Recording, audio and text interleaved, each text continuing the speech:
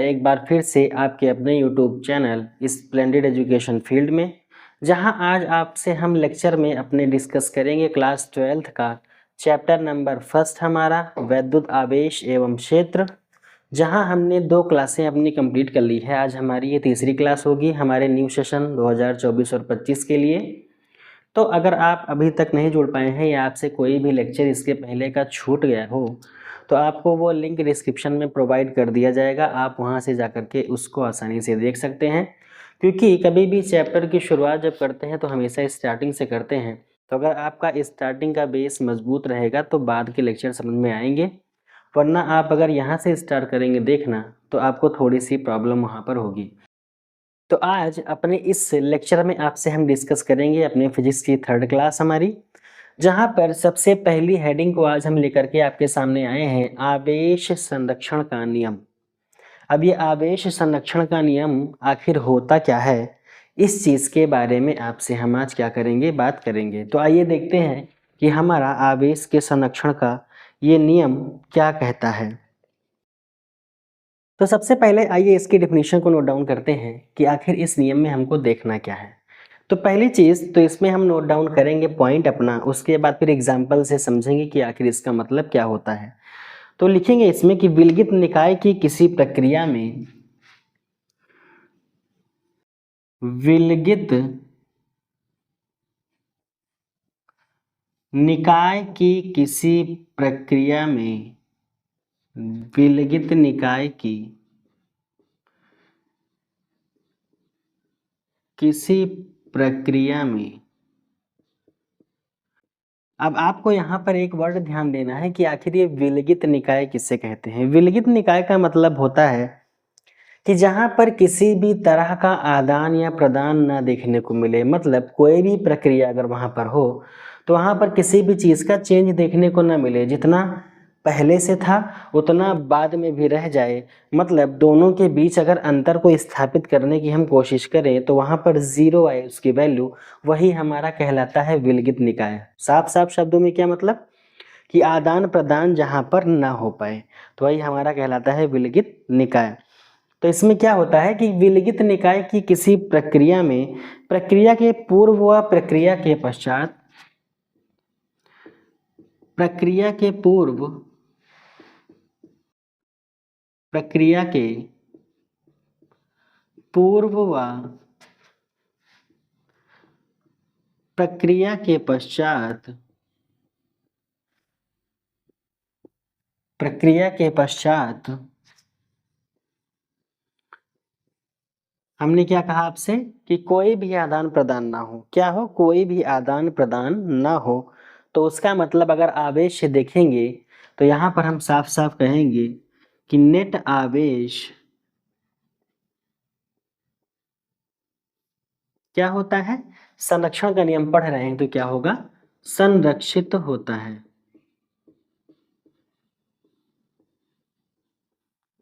मतलब यहाँ पर किसी भी तरह का चेंज देखने को नहीं मिलेगा, कोई भी हमारा जो नेट आवेश होगा वो संरक्षित रहेगा, यानी पहले और बाद में दोनों जगह पर क्या होगा, वो बराबर होगा। अब यहाँ पर अगर एग्जाम्पल्स को हम देखें थोड़ा सा तो क्या करेंगे, ये हमारे पास सोडियम है, ये हमारे पास क्लोरीन है, और दोनों आपस में जब रिएक्शन करते हैं तो बनता है हमारा क्या, NaCl।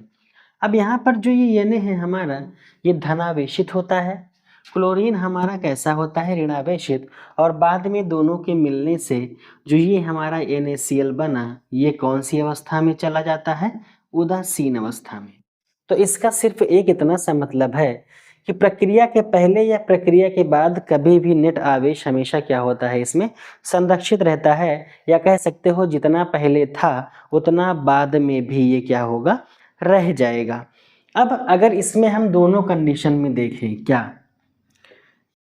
प्रक्रिया के बाद, सॉरी प्रक्रिया के पूर्व पहले देखेंगे, और एक दूसरी तरफ हम छोटा सा बनाते हैं प्रक्रिया के पश्चात, यानी उसके बाद में जब अभिक्रिया हो जाएगी तब, प्रक्रिया के पश्चात। अब दोनों कंडीशन में आप देखो तो पहले क्या हो रहा है, प्रक्रिया के पहले मतलब इनकी रिएक्शन होने से पहले आपके पास एक धनावेश है और एक क्या है आपके पास ऋणावेश है।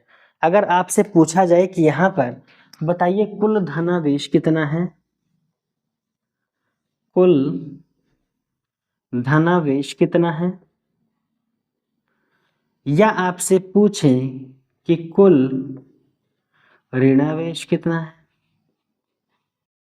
अब आप तो आसानी से इसको देखकर बता सकते हो कि यहाँ पर अगर देखें तो कुल धनावेश की संख्या कितनी है, एक। कब? प्रक्रिया के पूर्व। कुल ऋणावेश की संख्या कितनी है, एक। कब? प्रक्रिया के पूर्व। लेकिन बाद में जब आ रहे हैं, क्या यहाँ पर कोई पॉजिटिव नेगेटिव है? तो नहीं है, तो धनावेश भी जीरो हो जाएगा, ऋणावेश भी क्या हो जाएगा हमारा, जीरो हो जाएगा। अब इसी के बाद अगर आपसे हम पूछें कि कुल आवेश कितना है, ना ऋणावेश बोले ना धनावेश बोले, क्या बोले हम, बताओ कि कुल आवेश कितना है। तो आप देखो तो कुल आवेश कितना है, एक धनावेश है एक ऋणावेश है, टोटल कितने आवेश हो गए, दो। लेकिन प्रक्रिया के बाद कितना है, शून्य, कोई आवेश नहीं है इसके ऊपर। अब आपसे अगर हम पूछें कि बताओ इसमें नेट आवेश कितना है, नेट आवेश कितना है, तो नेट आवेश कितना होगा यहाँ पर, एक पॉजिटिव एक निगेटिव, मतलब एक +1 है दूसरा -1 है, तो +1 से -1 हमारा कैंसिल होगा, कितना आएगा, जीरो। और बाद में तो कितना है ये, जीरो। तो वही आपसे कहा जा रहा है इसमें कि विलगित निकाय की, विलगित निकाय मतलब हमने क्या कहा आपसे, जहां आदान प्रदान क्या हो, दोनों इक्वल हो, उस प्रक्रिया में प्रक्रिया के पहले या प्रक्रिया के बाद में नेट आवेश संरक्षित होता है, यानी नेट आवेश कितना होगा, संरक्षित, दोनों जगह सेम एज वही पाया जाएगा। इतनी बातें आपको समझ में आई। अब इसमें एक पॉइंट को हम नोट डाउन करके लिखेंगे अलग से, तो एक छोटा सा बनाएंगे नोट और उसमें करेंगे एक छोटा सा पॉइंट नोट डाउन। अब इस नोट में हम लोग क्या लिखेंगे, जो हमने ऊपर के 3 पॉइंट आपको बताए थे अभी, कौन कौन से, हमने कहा आपसे कुल धनावेश, कुल ऋणावेश, और लास्ट में हमने क्या कहा आपसे, कुल आवेश। अगर हम नेट आवेश को छोड़ दें, जो बचे 3 पॉइंट हमारे पास थे, कौन कौन से, कुल धनावेश, कुल ऋणावेश और कुल हमारा क्या, आवेश। तो देखो इसकी संख्या जो है यहाँ पर संरक्षित हो भी सकती है, नहीं भी। इस बात को हमेशा ध्यान रखना, आप याद रखना अपने दिमाग में कि जो हमारा कुल धनावेश होता है, कुल ऋणावेश होता है, या कुल हमारा आवेश जो होता है, इनकी संख्या संरक्षित हो भी सकती है, नहीं भी। मतलब इधर प्रक्रिया के पहले बढ़ घट सकती है, प्रक्रिया के बाद दूसरी हो सकती है, दोनों में चेंजमेंट देखा जा सकता है। लेकिन जब भी बात करेंगे नेट आवेश की, तो उनकी संख्या हमेशा संरक्षित होगी, मतलब जो प्रक्रिया के पहले थी वही प्रक्रिया के बाद थी, जो हमने किसमें देखा, चौथे पॉइंट में। तो इसी पॉइंट को नोट डाउन करेंगे हम कि कुल धनावेश कॉमा कुल ऋणावेश, कुल धनावेश कॉमा कुल ऋणावेश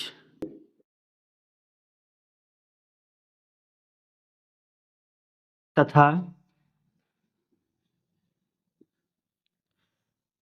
कुल आवेशों की संख्या, तथा कुल आवेशों की संख्या, कुल आवेशों की संख्या क्या हमने कहा आपसे, संरक्षित हो भी सकती है, संरक्षित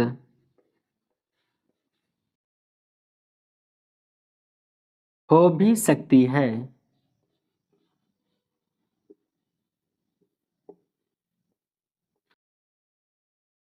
और नहीं भी, और नहीं भी, मतलब संरक्षित हो भी सकती है और नहीं भी हो सकती है। तो दोनों में क्या हो जाएगा, ये इतना डिफरेंस रहेगा। आपके 3 पॉइंट में संरक्षित रह सकती है, नहीं भी, लेकिन जो चौथा पॉइंट होता है जिसे नेट आवेश बोलते हैं, वो हमेशा क्या होगा, संरक्षित होगा। यही हमारा कहलाता है आवेश के संरक्षण का नियम। ठीक है बच्चा। अब इसमें आपसे हम एक छोटा सा एग्जाम्पल दे करके कुछ पूछना चाह रहे हैं, आप बताओ कि इसमें कौन सा ऑप्शन हमारा सही माना जाएगा। तो आइए देखते हैं एक छोटा सा एग्जाम्पल। एग्जाम्पल हमसे ये कह रहा है कि हमारे पास कोई एक उदासीन वस्तु थी, कैसी थी, अभी न्यूट्रल है ये, इसके ऊपर कोई चार्ज नहीं है। कोई एक उदासीन वस्तु थी। इस उदासीन वस्तु से हमने इलेक्ट्रॉन को क्या किया, निकाल दिया। इलेक्ट्रॉन निकाल दिया यानी त्याग दिया। तो यहां पर इलेक्ट्रॉन त्यागने से क्या बनता है हमारा, धनावेश। तो ये कैसी वस्तु हो जाएगी, धनावेशित। एक कंडीशन ये हमने देख रखी है। दूसरी चीज, हमने इसी उदासीन वस्तु से इलेक्ट्रॉन को ग्रहण किया, और जब कोई भी चीज इलेक्ट्रॉन को ग्रहण करती है तो उसके ऊपर क्या आता है, ऋणावेश। तो ये कैसी वस्तु हो जाएगी, ऋणावेशित। हम मानते हैं कि जिस समय वस्तु हमारी उदासीन थी उसका द्रव्यमान m था। जब वस्तु से एक इलेक्ट्रॉन बाहर निकाल दिया गया, वो धनावेशित हो गई, तो उसका द्रव्यमान हम मानते हैं कि m डैश हो गया। और जब वस्तु से हमने एक इलेक्ट्रॉन और ग्रहण करवाया तो उसके ऊपर आया ऋणावेश, तो वो ऋणावेश हमारा मानते हैं कि उसका द्रव्यमान हो गया m डबल डैश। उदासीन वस्तु का द्रव्यमान m, धनावेशित का m डैश, और ऋणावेशित का हमारा हमने माना कि m डबल डैश इसका क्या है, द्रव्यमान है। अब आपसे कंडीशन वो क्या पूछना चाह रहा है, 4 कंडीशन आपसे पूछना चाह रहा है। अब चारों में आपको दिमाग लगाना है कि वो ऑप्शन कौन सा होगा जो इन तीनों वस्तुओं के लिए सही माना जाएगा। पहला option m is equal to m dash is equal to m double dash, मतलब तीनों का द्रव्यमान क्या है, एक समान है। दूसरी चीज हमारी m double dash is less than m dash is less than m, ये ऑप्शन हमारा सही होगा। ऐसे अगले में आते हैं हम, तो m double dash is greater than m is greater than m dash, और लास्ट ऑप्शन आपको हम बता रहे हैं नन ऑफ दीज, यानी इनमें से कोई भी नहीं। तो अगर आप बताओ कि इस हिसाब से अगर देखा जाए कि उदासीन वस्तु का द्रव्यमान m था, इलेक्ट्रॉन को त्यागा धनावेशित हो गया तो m डैश हो गया, इलेक्ट्रॉन को ग्रहण किया ऋणावेशित हो गया तो m डबल डैश हो गया, तो इस चारों कंडीशन में कौन सी कंडीशन इसके लिए सही मानी जाएगी। आप कहोगे कि इलेक्ट्रॉन का द्रव्यमान कितना होता है, 9.1 इंटू 10⁻⁻31 kg, किलोग्राम में होता है। यहाँ पर इलेक्ट्रॉन निकाला गया धनावेश, इलेक्ट्रॉन जोड़ा गया ऋणावेश, m dash m double dash and ये हमारा क्या है m।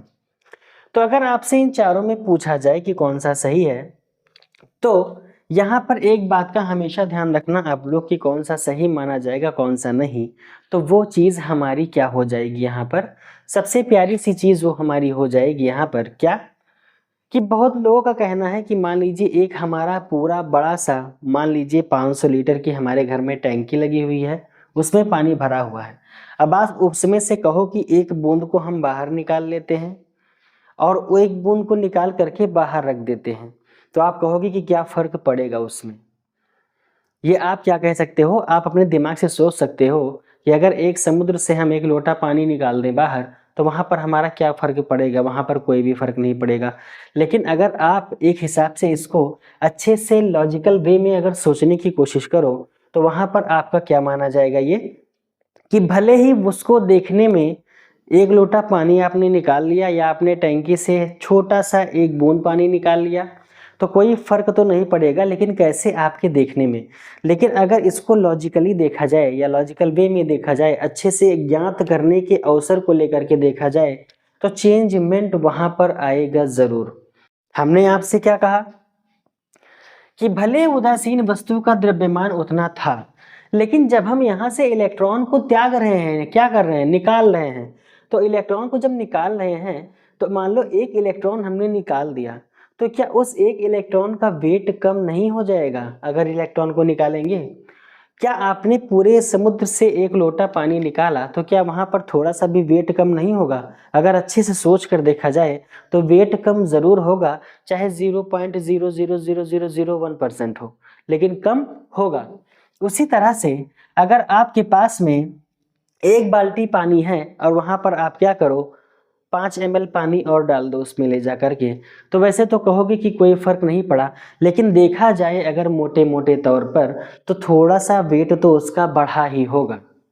लॉजिकल वे में थोड़ा सा वेट उसका तो बढ़ा ही होगा। उसी प्रकार यहाँ पर जब उदासीन वस्तु में हमने इलेक्ट्रॉन को ला करके एक और थोप दिया या इसमें एक और ऐड कर दिया, तो ऐड करने से तो वेट उसका बढ़ेगा ना। कितना बढ़ेगा? हमने एक इलेक्ट्रॉन ग्रहण करवाया तो आखिर में एक इलेक्ट्रॉन का वेट बढ़ेगा ना। एक इलेक्ट्रॉन को हमने निकाला तो एक इलेक्ट्रॉन का वेट घटेगा ना। घटेगा तो है ही, चाहे थोड़ा सा ही क्यों ना घटे, लेकिन घटेगा जरूर। अगर अच्छे से सोच समझ कर देखा जाए तो चेंजमेंट आएगा जरूर। इसीलिए आप कहो कि अगर हमारा उदासीन वस्तु का भार और हमारा ये m डैश क्या है, धनावेशित वस्तु का भार, और ये m डबल डैश हमारा ऋणावेशित वस्तु का भार अगर एक समान है तो ये ऑप्शन क्या होगा? गलत। चेंजमेंट तो आएगा ही, चाहे 0 पॉइंट समथिंग समथिंग 1% ही क्यों ना आए। दूसरी हमारी देखी जाए ये वाली वैल्यू, तो कह रहा है कि m डबल डैश इसका वेट कम होगा m से, मतलब ऋणावेशित का भार कम होगा उदासीन से। गलत है ये।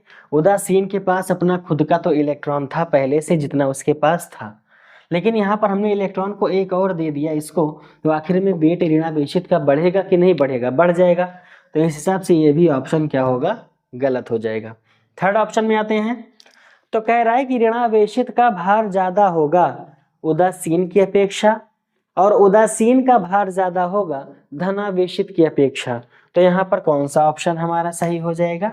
सी ऑप्शन ये हमारा क्या होगा? करेक्ट हो जाएगा। नन ऑफ दिस का कोई भी सवाल नहीं उठता। बस यहाँ एक चीज का आप ध्यान रखना है हमेशा कि लॉजिकल वे में अगर देखा जाए तो किसी भी चीज से, किसी भी बड़ी सी चीज से आप एक छोटा सा टुकड़ा भी क्यों ना निकालते हो, फिर भी उसमें कुछ ना कुछ कमी जरूर आएगी। या आप बड़ी सी चीज में छोटी सी चीज को ऐड भी कर देते हो तो कुछ ना कुछ वहां पर अधिकता भी आएगी या बढ़ेगा उसका कुछ ना कुछ वेट।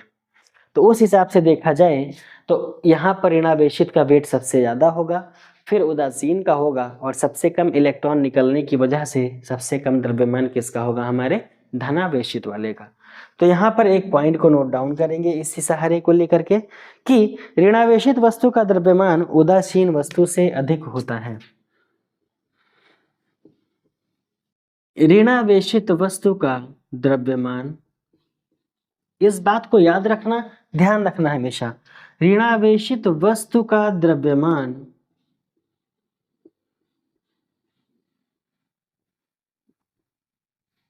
उदासीन वस्तु से, उदासीन वस्तु के द्रव्यमान से, वस्तु के द्रव्यमान से अधिक होता है, द्रव्यमान से अधिक होता है।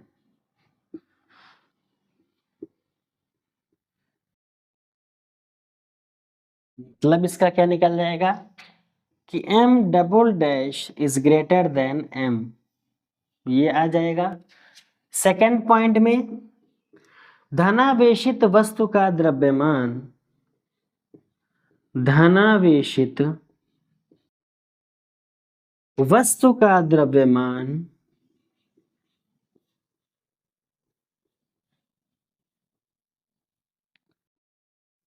उदासीन वस्तु के द्रव्यमान से, उदासीन वस्तु के द्रव्यमान से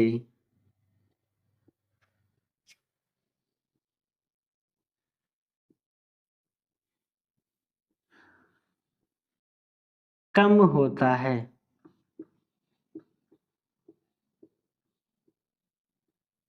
ठीक, इसका मतलब क्या हो जाएगा? m is greater than m dash. ये इतनी बातें आप हमेशा ध्यान रखना, क्या कि अगर कोई उदासीन वस्तु है हमारे पास, उसके द्रव्यमान को देखा जाए तो वो हमेशा ऋणावेशित से क्या होगा? कम होगा। लेकिन जो हमारी धनावेशित वस्तु होगी इसका द्रव्यमान ऑलवेज कम होगा, किसकी अपेक्षा? उदासीन की अपेक्षा।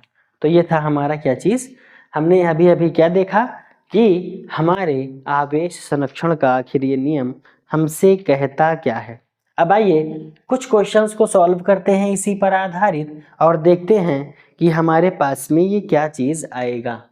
अब यहाँ से आप अगर एक चीज देखना चाहो इसी के माध्यम से, जो हमने अभी ये देखा, इसी के माध्यम से अगर एक चीज देखना चाहो तो ये हमेशा कैसे निकाल सकोगे आप? देखो, हम मानते हैं कि हमारे पास जो उदासीन वस्तु था उसमें इलेक्ट्रॉन की संख्या क्या थी? 11 मान के चल रहे हैं, आपको सिर्फ ले लेना है, कोई भी चीज ले सकते हो।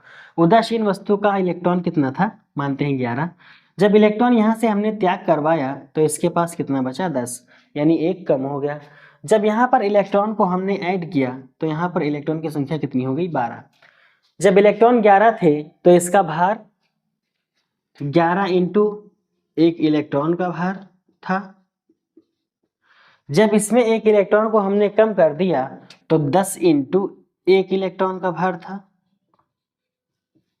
जब हमने एक इलेक्ट्रॉन को यहां पर जोड़ दिया तो 12 इंटू एक इलेक्ट्रॉन का भार था। मतलब जितने इलेक्ट्रॉन यहाँ पर पाए जाएंगे मल्टीप्लाइड बाई एक इलेक्ट्रॉन का भार, और वो एक इलेक्ट्रॉन का भार हमेशा होता कितना है? एक इलेक्ट्रॉन का भार 9.1 इंटू 10⁻³ किलोग्राम। ये हमेशा किस में आएगा? किलोग्राम में। तो इसी सबको देखते हुए एक छोटा सा फॉर्मूला यहाँ पर डेराइव किया गया कि अगर इनके द्रव्यमान में कोई अंतर आता है तो अंतर को हम दिखाते हैं डेल्टा एम से। एम का मतलब द्रव्यमान, तो डेल्टा एम बराबर हो जाएगा प्लस माइनस ये स्थानांतरित इलेक्ट्रॉनों की संख्या और ये उसका इलेक्ट्रॉन का वेट। ये हमारा एक नया फॉर्मूला बन करके आएगा जिस पर अभी हम क्या करेंगे, क्वेश्चन। क्या कहा हमने? ये हमारे इलेक्ट्रॉन का द्रव्यमान यानी उसमें होने वाला चेंज प्लस माइनस, अगर घटेगा तो क्या लगाएंगे यहाँ पर? इलेक्ट्रॉन को अगर ऐड करेंगे तो नेगेटिव में आएगा, इलेक्ट्रॉन को अगर निकाल देंगे तो पॉजिटिव में आएगा। ये हमने पहले भी देख रखा है। एन मतलब स्थानांतरित इलेक्ट्रॉनों की संख्या, कितने इलेक्ट्रॉनों का आदान प्रदान हो रहा है वो। एम मतलब हमारा द्रव्यमान हो जाएगा और यहाँ पर इंटू इलेक्ट्रॉन, यानी एक इलेक्ट्रॉन का द्रव्यमान से स्थानांतरित इलेक्ट्रॉन के द्रव्यमान को हम मल्टीप्लिकेशन करेंगे तब हमारा द्रव्यमान में चेंज यहाँ पर क्या होगा? आ जाएगा। सबकी वैल्यू अगर लिख लें तो क्या हो जाएगा हमारा? द्रव्यमान परिवर्तन, एन का मतलब स्थानांतरित इलेक्ट्रॉनों की संख्या, स्थानांतरित इलेक्ट्रॉन की संख्या, ठीक। एम इलेक्ट्रॉन का मतलब एक इलेक्ट्रॉन का भार। इन्हीं सब का यूज करेंगे और क्वेश्चन को सॉल्व करेंगे। तो आइए एक एक क्वेश्चन को लगाते हैं, कम से कम 2 क्वेश्चन को सॉल्व करते हैं, तब क्लास को ओवर किया जाएगा। क्योंकि सही तरीके से कॉन्सेप्ट पढ़ने का सिर्फ एक मतलब क्या होता है कि आप क्या करो कि क्वेश्चंस को हमेशा सॉल्व करते चलिए, और क्वेश्चन को सॉल्व करने के बाद में आपका क्या हो जाएगा, वहाँ पर कॉन्सेप्ट भी क्लियर हो जाएगा। मतलब इलेक्ट्रॉन में यहाँ पर चेंज कितना आया, एक इलेक्ट्रॉन का वेट होता कितना है, और यहाँ पर कितने इलेक्ट्रॉन इधर उधर या आदान प्रदान हुए हैं उनकी संख्या। तो आइए कम से कम 1 या 2 क्वेश्चन को सॉल्व करते हैं जिससे कॉन्सेप्ट पे थोड़ी सी मजबूती हमारी बन सके। तो बढ़ते हैं अपनी इस क्लास में आगे की तरफ। तो देखिए यहाँ पर बहुत प्यारा सा क्वेश्चन आप सभी के सामने है कि आखिर इसमें पूछा क्या जा रहा है, इसको कैसे सॉल्व करेंगे, आइए देखते हैं बच्चों। क्वेश्चन कह रहा है हमसे किसी वस्तु को इतना आवेशित किया जाता है, पता नहीं है कितना आवेशित किया जाता है, लेकिन इतना आवेशित किया जाता है कि उसके द्रव्यमान में 9.1, उसके द्रव्यमान में 9.1 Ng का मतलब होता है नैनोग्राम, 9.1 नैनोग्राम की वृद्धि हो जाती है। तब पहला क्वेश्चन यहाँ पर क्या दिया है, कितने इलेक्ट्रॉन वस्तु को दिए गए, कितने इलेक्ट्रॉन उस वस्तु को दिए गए, ठीक, जिसमें इसको इतनी नैनोग्राम की वृद्धि हो जा रही है। दूसरा पॉइंट, आवेश का मान एवं प्रकृति बताओ। तो आवेश का मान भी बताना है आपको, प्रकृति भी बतानी है आपको कि कौन सी ये होगी। प्रकृति मतलब धनावेशित होगा या ऋणावेशित होगा, कैसा होगा। ठीक, तो आइए पहले देखते हैं कि क्वेश्चन में क्या क्या चीजें दे रखा है। तो सबसे पहले प्यारा से क्या लिखेंगे, सॉल्यूशन हमारा हमको दिया क्या गया है, वृद्धि, द्रव्यमान में वृद्धि। तो क्या लिखेंगे पहले, द्रव्यमान में वृद्धि।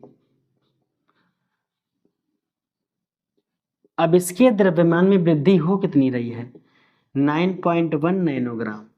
कितनी हुई, 9.1 नैनोग्राम की वृद्धि यहाँ पर हो रही है। साफ साफ देखा जाए तो ये वृद्धि यानी परिवर्तन किसका हो रहा है, डेल्टा एम का। तो आपको किसकी वैल्यू दे रखी, डेल्टा एम की। तो डेल्टा एम मतलब द्रव्यमान में परिवर्तन कितने का हो रहा है, 9.1 नैनोग्राम को। अब देखो आप, तो हमेशा एक चीज ध्यान रखना कि इलेक्ट्रॉन का वेट किलोग्राम में होता है। इलेक्ट्रॉन का जो वेट होता है वो किलोग्राम में होता है, और हमको वृद्धि दे रखी है नैनोग्राम में। तो पहले इस नैनोग्राम को किलोग्राम में क्या करेंगे, चेंज करेंगे। तो आप देखो क्या होगा इसमें। तो जब नैनोग्राम को हम किलोग्राम में चेंज करेंगे, तो नैनोग्राम को जब ग्राम में चेंज करेंगे, पहले किसमें, ग्राम में, तब किलोग्राम में। सीधे किलोग्राम में नहीं घुस जाएंगे, छोटे से हमेशा बड़े की तरफ चलिए या बड़े से हमेशा छोटे की तरफ आइए, एक सीरीज से आइए, बीच बीच में उछल कूद करने के लिए नहीं। क्या, नैनोग्राम को पहले ग्राम में बदलेंगे, फिर ग्राम को किलोग्राम में बदलेंगे। तो नैनोग्राम को अगर ग्राम में बदलते हैं तो 1 नैनोग्राम बराबर होता है कितना हमारा, 10⁻⁻9 ग्राम। 1 नैनोग्राम बराबर होता है 10⁻⁻9 ग्राम। क्या कहा हमने कि 1 नैनोग्राम बराबर होता है 10⁻⁻9 ग्राम। तो पहले इस नैनोग्राम को इस ग्राम में बदलते हैं, तो उसी से क्या कर देंगे, गुणा। अब ये किस में हो गया हमारा, ग्राम में, यानी टोटल हमारा कैसे आ गया, 9.1 इंटू 10⁻⁻9 किस में आया, अभी ये ग्राम में। अब इस ग्राम को उठा के किलोग्राम में फेंकिए। तो आपको पता है कि 1000 ग्राम में क्या होता है, 1 किलोग्राम। तो 1000 को कैसे लिखते हैं, 10⁻3। कैसे लिखते हैं, 10⁻3। अब इस 10⁻3 को जब यहाँ पर हम ऐड करेंगे तो हमारा कितना आएगा, 9.1 इंटू 10⁻⁻12 ग्राम। इसी में ऐड करेंगे तो कितना हो जाएगा, -12 ग्राम। छोटे से बड़े की तरफ जा रहे हैं तो 10⁻³ लग जाएगा, -3 -9 कितना हो जाएगा, -12। तो अब यहाँ पर क्या आया ये, सॉरी, अब ये हो गया हमारा किसमें, किलोग्राम में, किलोग्राम। अब आप आसानी से सॉल्व कर सकते हैं। हमेशा ध्यान रखना आप कि किस चीज़ में वैल्यू आपकी दे रखी है और किस में आपको निकालना रहता है। तो हमेशा इलेक्ट्रॉन का वेट किलोग्राम में देखते हैं, तो यहाँ पर भी आपको पहले इस 9.1 को किलोग्राम में चेंज करना पड़ेगा। कुछ नहीं करना है, 9.1 को 10⁻⁻12 से गुणा कर दोगे आप, किलोग्राम में आ जाएगा। अब फॉर्मूला हमारे पास में क्या था कि डेल्टा एम बराबर ±n m इलेक्ट्रॉन। कितने इलेक्ट्रॉन दिए गए, मतलब आपसे पूछ रहा है n इलेक्ट्रॉनों की संख्या, तो आपको n की वैल्यू यहाँ पर निकालनी पड़ेगी। डेल्टा m की वैल्यू कितनी आई, 9.1 into 10⁻⁻12 is equal to, n की वैल्यू को फाइंड आउट करना है हमको। m इलेक्ट्रॉन का मतलब होता है 9.1 इंटू 10⁻31। ये भी किस में होता है, किलोग्राम में। इतनी बातें क्लियर हुई आपको। अब यहाँ से हम इसकी वैल्यू को जब फाइंड आउट करेंगे तो इस n को इधर ट्रांसफर कर देंगे। तो n को जब उधर ट्रांसफर करेंगे तो हमारा n बराबर क्या हो जाएगा, 9.1 इंटू 10⁻12 डिवाइडेड बाई 9.1 इंटू 10⁻31। 9.1 से 9.1 हमारा कैंसिल हो जाएगा। n की वैल्यू आएगी 10⁻⁻12 डिवाइडेड बाई 10⁻⁻31।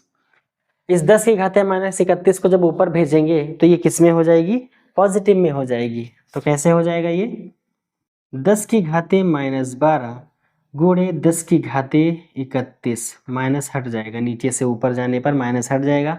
अब इसमें से इसको जब घटाएंगे, जब दोनों चीज़ें आपस में गुणा होती हैं, आधार सेम होता है, तो ऊपर की वैल्यू क्या होती है, जुड़ जाती है। तो प्लस माइनस क्या हो जाएगा, माइनस हो जाएगा। 31 में से 12 गया, कितना बचेगा आपका, तो n की वैल्यू आ जाएगी 10 की घात 19। यानी कितने इलेक्ट्रॉन स्थानांतरित होंगे, कितने इलेक्ट्रॉन उस वस्तु को दिए गए, 10 की घात 19 इलेक्ट्रॉन क्या किए गए, वस्तु को दिए गए। पहला हमारा क्या हो गया, सॉल्व हो गया। दूसरी वैल्यू हमारी, आवेश का मान बताओ और उसकी प्रकृति को बताइए। तो क्या करना है, आवेश निकालना है आपको। आवेश का मतलब होता है क्यू, क्यू को फाइंड आउट करना है। आपको पहले हमने बताया है क्यू को फाइंड आउट करना, N इंटू ई, ये हमारा होता है क्यू की वैल्यू। तो यहाँ से क्यू को देखेंगे, N की वैल्यू हमने अभी निकाली 10 की घात 19 गुणे इलेक्ट्रॉन पे हमारा कितना होता है चार्ज, 1.6 इंटू 10⁻⁻19 कूलाम। अब आप देखो कितना हो जाएगा ये। तो यहाँ से अगर देखा जाए तो ये हमारा आवेश हो गया ये इधर, तो इससे ये वैल्यू हमारी क्या होगी, कैंसिल हो जाएगी। ये आपका नेगेटिव में रहेगा, ये नेगेटिव में रहेगा। इलेक्ट्रॉनों की संख्या हमारी किस में रहेगी, नेगेटिव में रहेगी, क्योंकि इलेक्ट्रॉन दिए जा रहे हैं और देने का मतलब क्या होता है कि उस पर नेगेटिव नेगेटिव नेगेटिव बढ़ता चला जाएगा, इसीलिए पहले नेगेटिव लगाएंगे। अब इस वाली वैल्यू से ये वैल्यू हमारी कट जाएगी, क्योंकि वैल्यू यहाँ पर आएगी 1.6 कूलाम। ठीक, 1.6 हमारा क्या हुआ, कूलाम। अब ये हमारा क्या निकल आया, आवेश का मान। अब इसकी प्रकृति पूछ रहा है, तो इलेक्ट्रॉन दिए जा रहे थे तो देने का मतलब क्या होता है, ऋणावेश, ऋणावेश। ऐसे ही क्वेश्चन आपसे पूछे जाएंगे और आपको बहुत ही प्यार से सॉल्व करना है। सेम एज आपको ऐसे ही सॉल्व करना है जिससे एग्जामिनर को सारी बातें दिख सकें, अच्छे से पता चल सके कि हाँ सॉल्व कैसे किया गया। हमने शुरू कहाँ से किया था, क्वेश्चन में क्या चीज़ दी गई है, द्रव्यमान में वृद्धि दी गई है, यानी डेल्टा एम का मान दिया गया है। ये नैनोग्राम में था, हमने किलोग्राम में बदला तो 10 की घात -12 से गुणा कर दिया। डेल्टा एन की वैल्यू हमारी इतनी थी, एन की संख्या पूछ रहा था कितने इलेक्ट्रॉन दिए गए, और एक इलेक्ट्रॉन का भार होता है इतना। इसको जब हमने ऊपर नीचे किया तो एन को इधर पक्षांतर किया, और इस 9.1 से ये 9.1 हमारा क्या हुआ, कैंसिल आउट। इससे इसको हम डिवाइड करने लगे, इसको यहाँ से ऊपर की तरफ ले गए तो -31 चेंज हो गया +31 में, और दोनों का बेस सेम था तो घातें आपस में जुड़ जाती है, लेकिन यहाँ पर माइनस साइन था, तो प्लस और माइनस माइनस होता है, तो माइनस जब हमने किया 10 की घात 19 आया हमारा किसका, एन की वैल्यू। फिर पूछा कि आवेश बताओ। आवेश को हमने पहले भी आपको बताया है कि Q इज इक्वल टू क्या होता है, N E. Q is equal to N की वैल्यू हमारी कितनी थी, 10 की घात 19। अब ये माइनस हमने क्यों लगाया, क्योंकि इलेक्ट्रॉन दिए जा रहे हैं, दिए जा रहे हैं, इलेक्ट्रॉन देने का मतलब नेगेटिव। और गुणे हमारा एक इलेक्ट्रॉन पे आवेश, 10 की घात -19 से ये हमारा क्या हुआ, कट गया, बचा हमारा 1.6 कूलम। यही हमारा होता है क्या, इसका आंसर। और प्रकृति कैसी इसकी निकली भैया, ऋणावेश। ठीक, अब आइए एक छोटा सा क्वेश्चन और सॉल्व करते हैं और उसके बाद बढ़ते हैं फिर आगे की तरफ। तो बच्चों ये हमारा सेकंड क्वेश्चन है, ये आपका थोड़ा सा हटके एक दूसरे अप्रोच पर हमारा है, लेकिन बहुत ही प्यारा क्वेश्चन है। इसको ये सॉल्व करते हैं, इसमें फॉर्मूले का यूज वगैरह उतना कुछ नहीं करना है, सिर्फ थोड़ा सा दिमाग का यूज करना है। कह रहा है यदि किसी पिंड से 1 सेकंड में 10 की घात 9 इलेक्ट्रॉन किसी दूसरे पिंड में स्थानांतरित हो जाते हैं, तो बताओ एक कूलाम आवेश के स्थानांतरण में कितना समय लगेगा। मतलब इस क्वेश्चन में साफ साफ कह रहा है, पहले सॉल्यूशन लिखेंगे इसका, कि दो पिंड हैं, ये दो हमारे क्या हैं, पिंड हैं। ठीक, इस पहले वाले पिंड से दूसरे वाले पिंड में 10 की घात 9 इलेक्ट्रॉन को स्थानांतरित किया जाता है, और इस पर जो समय लगता है वो समय लगता है 1 सेकंड का। कितना समय लगता है, 1 सेकंड का। तो कह रहा है कि एक कूलाम आवेश के स्थानांतरण में कितना समय लगेगा। अगर हम इतना आवेश देंगे तो कितना समय लगेगा, आपसे समय पूछ रहा है, टाइम पूछ रहा है। तो पहले क्या करेंगे, हमको तो पहले पता होना चाहिए कि आखिर एक कूलाम आवेश में हमारे इलेक्ट्रॉन की संख्या कितनी होती है। तो आपको याद होगा, तो हमने आपसे एक क्वेश्चन पीछे करवाया था कि एक कूलाम आवेश में इलेक्ट्रॉन की संख्या कितनी होती है।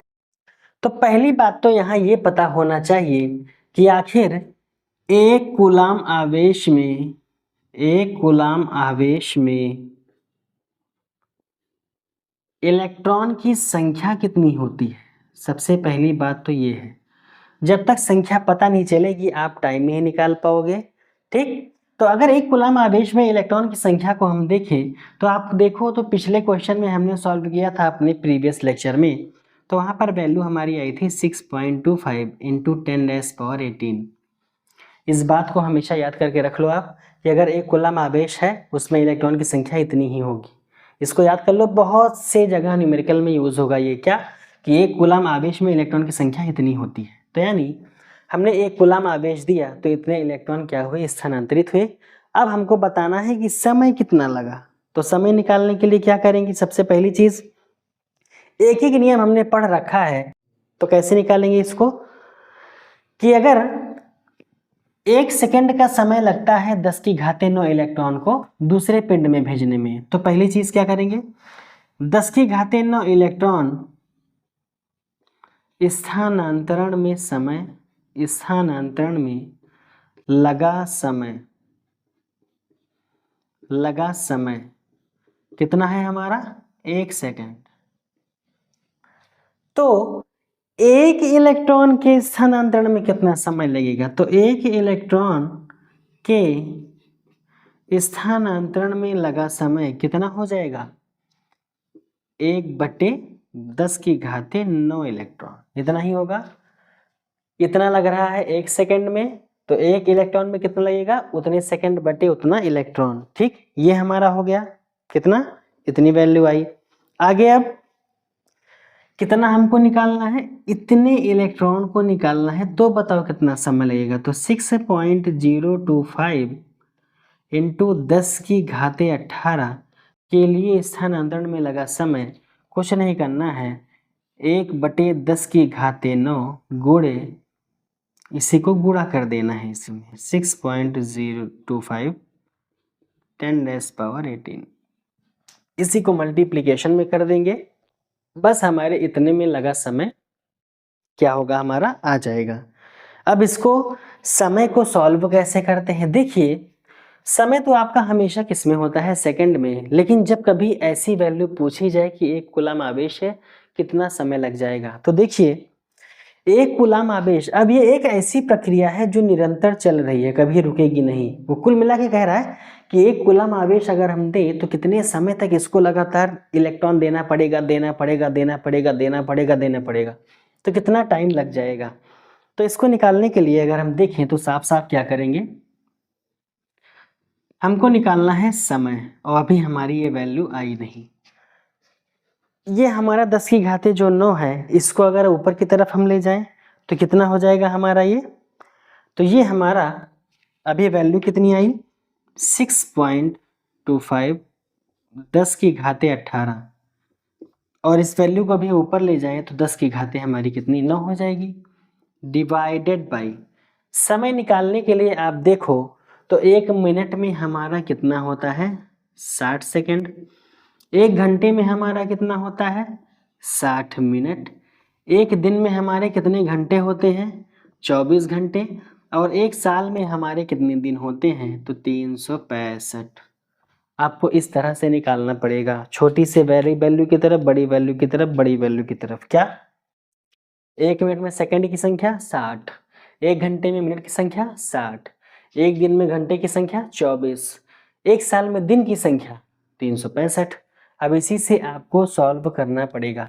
यहाँ से इस पॉइंट को हटाएंगे, नीचे हमारा 2 0 आ जाएगा, तो 6.25 इंटू 10⁻18 इंटू 10⁻9 डिवाइडेड बाई, ये हमारा हो जाएगा 6000 गुणे 60 गुणे 24 गुणे 365। अब इतनी बड़ी आपकी कैलकुलेशन हो जाएगी। अब ये इतना पोर्शन आपके लिए है, आप इसको सॉल्व करना और कमेंट सेक्शन में बताना कि कितना आंसर आएगा इसका। हम आंसर आपको बता दे रहे हैं कि जो इसका आंसर आएगा वो हमारा आएगा 200 ईयर्स, 200 साल। अब आप सोच लो कि एक कूलाम कितनी बड़ी वैल्यू है, जिसको लगातार देते रहने से इलेक्ट्रॉनों में, इतने इलेक्ट्रॉनों में कितना समय लग जाएगा भैया? 200 साल। मतलब 3-4 पीढ़ियाँ ऐसे ही ख़त्म हो जाएंगी, तब तक आपका ये इलेक्ट्रॉन देते रहना पड़ेगा, तब जाके एक कूलम आवेश के बराबर वो आएगा। तो आंसर हमारा 200 ईयर्स। सॉल्व करने की जिम्मेदारी आपकी होगी और इसको सॉल्व करके नोट डाउन फिर कीजिएगा। एक छोटा सा क्वेश्चन और है, उसको आइए थोड़ा सा देख लेते हैं, फिर आज की क्लास को क्या करेंगे, हम ओवर करेंगे। तो आपके सामने जो क्वेश्चन दे रखा है यहाँ पर कह रहा है एक सिक्के से कितने इलेक्ट्रॉन निकाल दिए जाएं कि उस पर आवेश इतना हो जाए। आपको आवेश दे रखा है, इलेक्ट्रॉन की संख्या पूछ रहा है। तो यहाँ पर जो दिया गया है पहले उसको लिखते हैं। आवेश हमको दे रखा है, मतलब Q हमको दे रखा है, कितना है 10⁻⁻7 कूलाम। ठीक, आपसे पूछा इलेक्ट्रॉन की संख्या, तो हमने आपको पहले बताया है कि Q = Ne होता है। Q की वैल्यू दे रखी है 10⁻⁷। N हमको निकालना है, एक इलेक्ट्रॉन पर आवेश होता है 1.6 × 10⁻⁹। इस N को इधर करेंगे, N की वैल्यू निकालनी है, तो हो जाएगा 10⁻7 डिवाइडेड बाई 1.6 × 10⁻⁹, ये -7। ठीक, अब इस 10⁻⁹ को ऊपर ले जाएंगे तो हो जाएगा हमारा 10⁻7 मल्टीप्लाइड बाई 10⁻19। ये नीचे माइनस में था, ऊपर जाएगा प्लस में हो जाएगा, आएगा 1.6। अब इस 19 से इस 7 को घटाएंगे तो हमारे पास कितनी वैल्यू आएगी? n = 10⁻12 divided by 1.6। इसमें से एक 10 को बाहर निकाल लेते हैं तो कितना बचेगा? 10⁻11 × 10 डिवाइडेड बाई 1.6। इस पॉइंट को हटाते हैं, यहाँ 0 लगाते हैं तो कितना हो जाएगा? ये 16 हो जाएगा। ऊपर कितना हो जाएगा? ये 100। तो कितना हो जाएगा ये हमारा? 2 × 8 = 16, 2 × 5 = 10, कितना आया? 50। फिर बचेगा ये 2 × 4 = 8, ये आ जाएगा हमारा 25। ये हो जाएगा हमारा 4 × 6 = 24, 4 × 2 = 8, 4 × 5 = 20।